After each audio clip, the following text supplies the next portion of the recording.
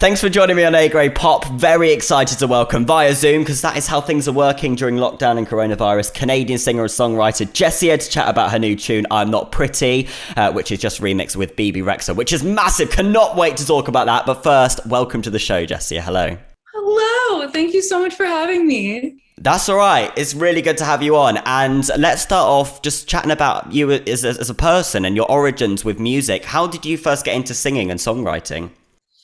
It's been a journey for sure. My mom is a music teacher, and so I've just always been like surrounded by music, and I just like learned how to sing before I could even talk. My mom thought I was like the weird kid of the group, and then I didn't start taking it seriously until after high school, because all throughout high school I wanted to be in musical theater, and then I had a director be like, I think singing is just what you're not really that great at acting. And I was like, cool, great. And so I just went off and thought that like I would play one show and then like Republic Records would just sign me then, but that didn't happen. So then I just worked my butt off for a couple more years to get where I am here. Do you know what? Your journey is inspiring, and we're going to be talking about that. And I want to know, when you were young, did you dream big? Were you thinking like, I know you kind of said, you thought you'd release one song and you'd be signed, but you must have been dreaming big. I want to be the next Beyonce or whatever. How did you think? I love that you dropped that name. Like Beyonce, I've gone to music school, and like I walked in and was like, I want to learn how to sing Halo perfectly. And everyone was like, okay, like that's fine. And like that was my goal, was to be Beyonce. But it was funny, like I had like this thing where I wanted it to happen and I thought about it and like kind of manifested it, but in the back of my head I was like, that's never gonna actually happen. Like I'm gonna end up being an accountant, just sitting in her desk job, and like that's just what my life is gonna be. But I guess manifestation actually really works, and here we are. And it's still crazy that like I actually am living my dream. It's absolutely insane. And it's funny because I could imagine you just walking into like music school, and rather than saying like, I want to learn how to sing Halo, you're like, I want to learn how to be Beyonce. Like that's, I can imagine you just walking in and saying that. But look, you've made it nearly. I mean, you are the new Beyonce. Let's go with that. So we see that now, but in 2019, you've been quoted saying that you hit rock bottom, you hit a brick wall, and you just felt like maybe getting some sort of stable job would be a thing, and even becoming a travel agent. I mean, we look back at it now, I imagine, and you laugh, but at the time it was serious. You were going to do that. What was it that changed your mind? It was when I was like in like the depths of just despair. I turned to like some of my favorite albums and just listened to as much music as I possibly could. And I was like, wait a minute, like this is helping me get through. And so I was like, I want to be able to do this for other people. I'm going to give it like one more shot. I'm going to give it the year of 2020. Here we go. And I just like went hard for 2020. And then I was like, okay, I have until December 31st to like make a move for myself. And if something like really sticks before December 20th or December 31st, I'm going to like go for it. But it didn't. But I was like, okay, just give it like just one more little try. And then January 1st of 2021, my life completely changed. So yeah, I was ready to go and get another job. And like, I don't know if I'd be a travel agent right now, because in the state of the world, I don't know if that's the best profession, but yeah, I'm so grateful that I just was like, one more day. Let's just keep it one more time. It's like people have New Year's resolutions, and I think it's hilarious that you sort of went, my New Year's resolution, I have to make it. This has got to happen. One more push, and it happened on the first day. I mean, that is quite. I make fun of people thinking that like January 1st is just like a reset button, and I'm like, that's not real. Like you just wake up and you do the exact same thing, but like actually, it kind of was a reset button. So very, very cool. That's like me setting my New Year's resolution as I want a six-pack by summer, and then waking up on the 1st of January and being like, whoa, hello, like six-pack. Exactly. There we go. I've got a six-pack now. This is how it works, right? Yeah, exactly. Right. So we're obviously going to be talking about your new single, but I've got the perfect way for people to get to know you a little bit better, because I know people want to get into your personal life, what's going on with you. So I've got the quick fire round. All right, here Are we you go. excited? So basically, you are going to have, I feel like you're more nervous than excited, but anyway, you're going to have 60 seconds to answer as many of my questions as possible. For every question answered, you're going to gain a point. So far, the top person on the leaderboard is Drew Lewis with 10 points. So you just need to get 11 and you're at the top. Let's do it. Your time starts now.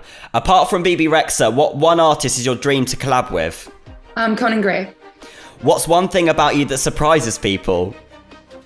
That I am a natural strawberry blonde.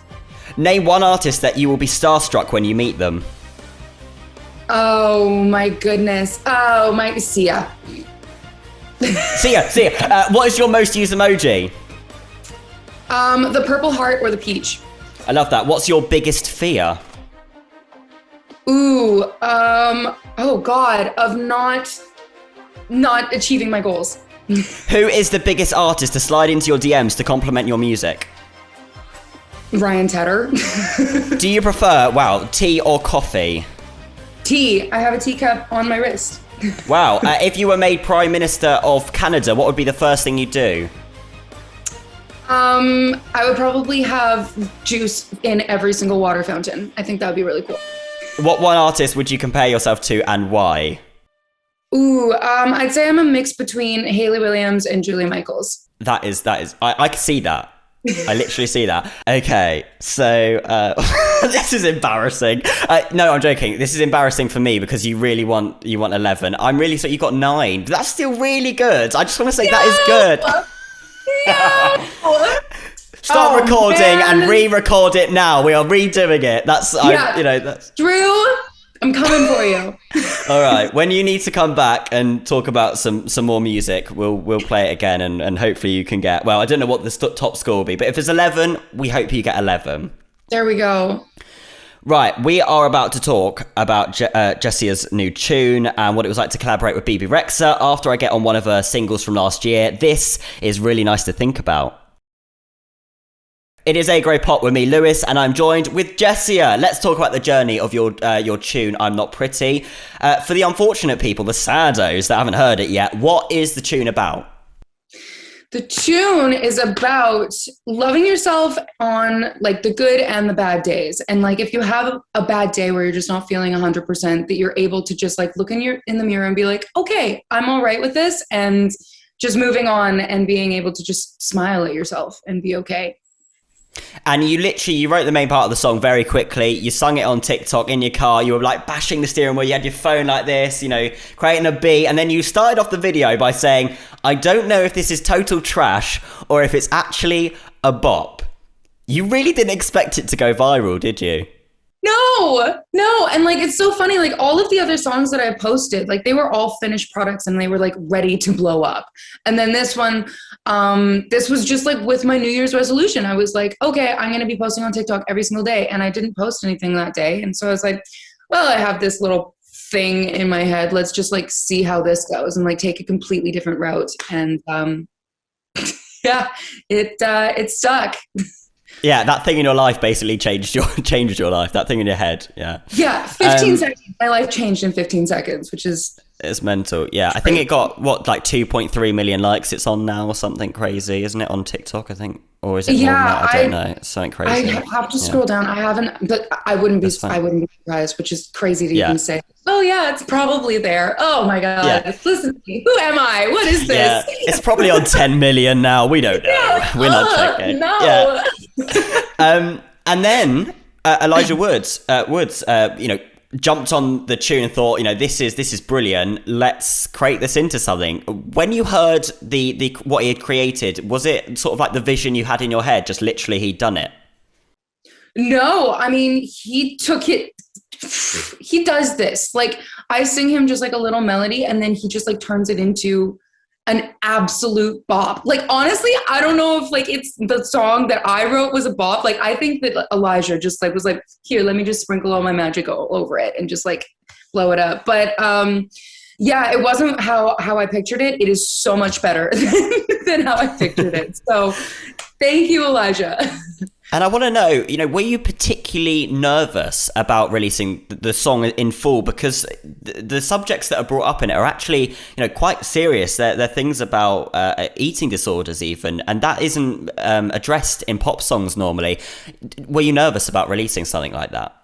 When writing the verses, I can't tell you how many anxiety attacks I had. Like, I just sat in my bedroom being like, oh my God. And I was actually visiting my mom at the time, and I ran down and like showed her the verses, and I was like, can I talk about this? Like, is this okay? And she was like, yeah, I think it's amazing. And like you said, it's just not something that we talk about in pop music. And so, yeah, I was very, very nervous about that. But then the fact I would recommend this to any artist is just like release a song within a week, because you have no time to even get anxious about it. It's just like out already into the world, and you're like, oh, like it's kind of nice in that way. There's no lead up of like where your crippling self-doubt can kick in. Yeah, because some people hold on songs, for like a year or two, and they're like, oh yeah, how was it creating the song? And they're like, I can't remember, made it 2 years ago.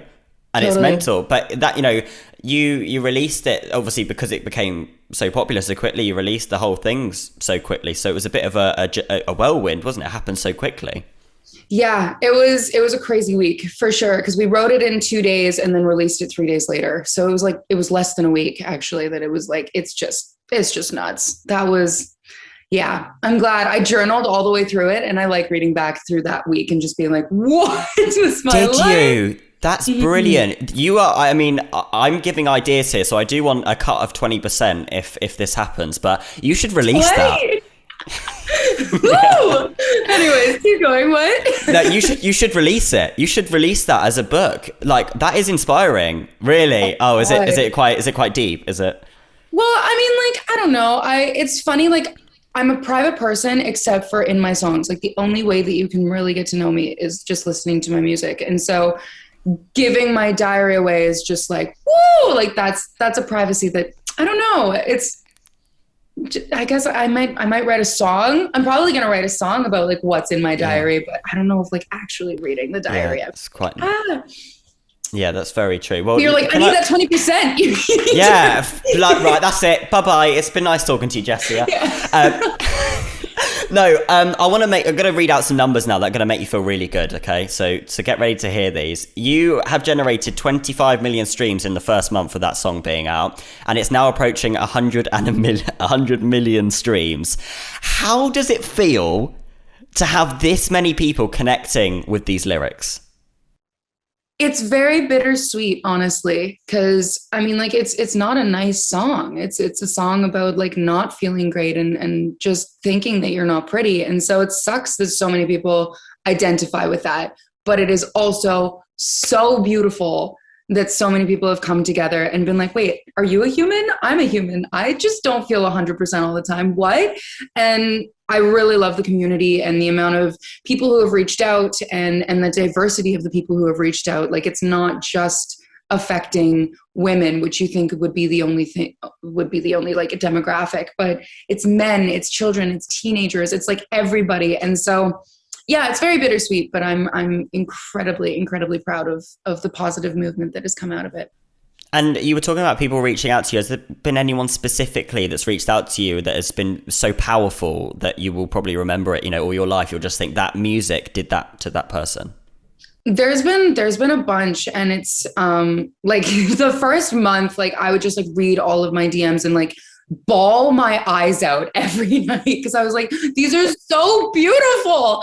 But yeah, like it was like postpartum mothers and like teenage boys reaching out about like their eating disorders. And then there was one in specific that when they first heard the song that was just on TikTok and before it was released, they reached out and they were like, oh, like I'm in a really abusive relationship where they keep telling me that like I'll never find anybody better because I'm just ugly and blah, blah, blah. And then when I released the song, she was like, I've listened to this song and I ended up leaving this really toxic relationship because of it. And I was like, oh my God, like that's insane. That's insane to me. And I mean, that's the reason that I'm making music. And so it's definitely very, very gratifying. Yeah, and I think I know why. It's because, well, I think I know why. It's because people listen to your music and think that they're just sat with you, drinking some tea on a table and just chatting about like the issues that they have. So I think that's why people are approaching you. So if you're confused, that's probably why. And not only has it helped people, other people, it's helped you as well. This song, I mean, it's changed your life. You've had Ryan Tedder, who works with Adele. Who's worked with Adele, One Direction, Taylor Swift even. He's given you a record deal. How did that come about? He slid into my DMs and it was the craziest, craziest day. I had to check to see if it was like actually him like 3 or 4 times before I responded. But yeah, it's a joint between Republic Records and Ryan Tedder. And like to even just say that, like, oh my goodness, they're such an amazing team. And the thing that I love most about Ryan is like, we've had a couple sessions and stuff, and like his ideas for music is out of this world. Like there's a reason why he's like a king of songwriting, but it's him as a person and like what advice he's given me to like navigate what I'm going through right now, just as a human. And yeah, it's a really great relationship. He's amazing. And you mentioned about loving Beyonce and Halo specifically. You mentioned if I'm right in saying he produced that.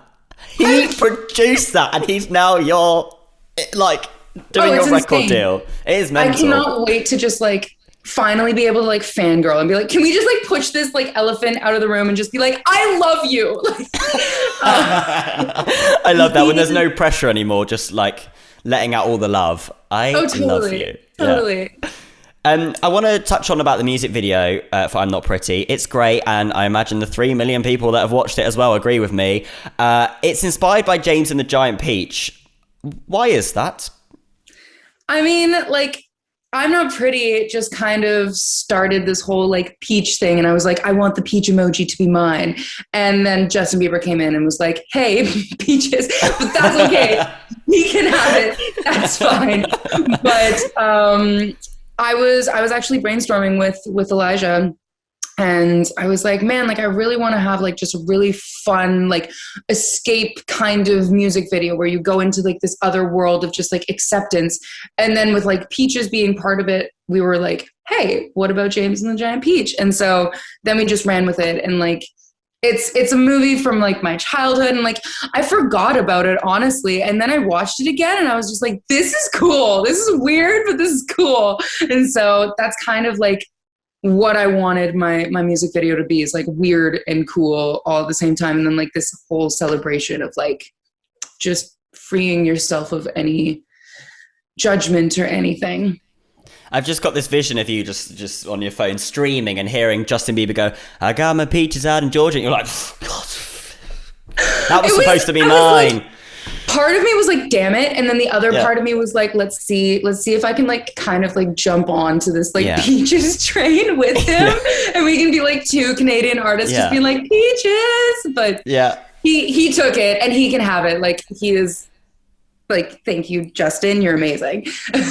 And the glitz and glamour of this music video. I mean, I was watching a behind the scenes video and it was proper. It was a proper pop star music video. How did it feel with all that going on? Oh my God, it was insane. I did not feel like me. Like I still see myself as like a bedroom artist that's like, hey, like if you want to listen to my mixtape, that'd be cool. Like that's who I see myself as. So like having people, like I was like, oh, like I'm thirsty. And then all of a sudden they'd be like coffee, tea, water. And I'm just like, what is going on, guys? But like it was an 18-hour shoot and everyone was in like the best spirits. We were all in it together. The crew was absolutely amazing. The director, like oh my goodness, Benjamin Lucia, he's just a gem of a human. And so, it was probably one of the best days of my life, honestly. Yeah, I mean, you look like you're having the time of your life. You're just there it was really I just see you bopping. It's great. Let's talk about, I mean, you must have thought the dream of a journey, that journey of that song was ending. You were going to go on and write some more music. And then Bebe Rexha pops up. How did that come about? Was that a slip of the DMs as well, or how did that happen? She I think we both were like shopping for remix people and just seeing what was out there. And then I think that we both, like both of our teams just went together and was just like, do you? And so, yeah, that was insane. I was just kind of eating lunch casually, and then all of a sudden I get this this FaceTime, and it's Bebe Rexha, and she's like, hey girl, like I'm just writing this verse, and I'm just like, oh, hello. Like, just like, oh, I was expecting your call. Like, what? And then she sang the verse to me, and I was like, this is exactly what the song needs. Like, thank you so much. And like, she's such a queen. She's one of the artists that actually got me through like my 2019, just like, oh my God, year. So to have her even know my name, let alone like sing my lyrics back and like be on this song with me is just, I'm still trying to wrap my head around it. It's still very fresh, but oh my God. Oh my God. What if she FaceTimed you and it was a bit rubbish? You're gonna have to prepare for this. What if someone ever FaceTimes you, like, Justin Bieber FaceTimes you and says, hey, I want to link up with another Canadian artist, and it's a bit pants. What are you gonna say? I mean, I think I always like give people like a thing of like maybe they're having an off day or something. And like if they're absolute rubbish people, I mean, like, yeah, I'd be disappointed, but I definitely wouldn't be like rude to them or anything. But honestly, like they say don't meet your idols, but everyone that I've met so far are just so nice. And like that's the weirdest thing coming into this is like you think of these people as like gods that are just like, oh, like you don't even, and then they're just humans and they just talk to you like a human and you're like, oh, okay. And you sign off and you're like, what just happened? And it's really cool. It's really, really cool. It's actually when you move away from something and then you realize what a significant moment it is, isn't it? Right. We're just about to get the song on. I know people are going to be hungry to hear it if they haven't already, but I want to know, what's next for you? What can we expect to hear? When can we expect to hear it? Can I ask that? I'm gonna ask Yes, you can. There's new music coming. Oh my goodness, there's so much new music coming. I'm so excited. Yeah, this summer, stay tuned. I can't give any like actual dates because I don't know. So if you know, please let me know when my song's coming out. Hello. But, actually, yeah, sorry, just getting a phone call. It's the 5th of June. But yeah, this summer is going to be absolutely wild. I just got back from Ontario. I was writing with Elijah and Ryan for the last 2 months, and I'm really excited. I'm so excited for what's to come. But follow me on socials, and you will be kept up to date on everything. It's beautiful that you've created this sort of like, this group of you guys, Elijah and that you bounce off ideas. It feels like intimate. Is it like that? When you're creating that music. And we're totally a family. We're totally a family. And like the best thing is like when you walk into a session and like maybe you're just having an off day. It's not just like, oh my God, like you're wasting my time. Like Elijah's like, okay, let's go and get dinner. And you're just like, okay, cool. And you just chill as humans. And so it's not just like a professional, like we need to make music. It's like, we're friends. He's my brother for sure. Yeah, it reminds me of when Lady Gaga was creating her album with Mark Ronson, and they used to cook dinner for each other, wash up for each other, and just and do stuff late at night, and record music at crazy o'clock. And it reminds me of that, like when you're talking about it. So let's hope when you release your album, it's Lady Gaga standard. I imagine it will be. No pressure. There we go, guys. But yeah, it's giving me that. Well, anyway, thank you so much for joining me and chatting about the song and your journey, because it is inspiring, and people, I'm sure, are very interested in you and will continue to watch you grow as an artist. Thank you so much. Thank you so much for having me. That's all right. Well, thank you for putting up with my crazy games like the 1 minute quickfire round. I bet you've never done anything like that before. I'm getting to 11. I'm gonna do it one day. Right. I swear. I don't want a Brit. I just want to get to 11 on the leaderboard. That's amazing.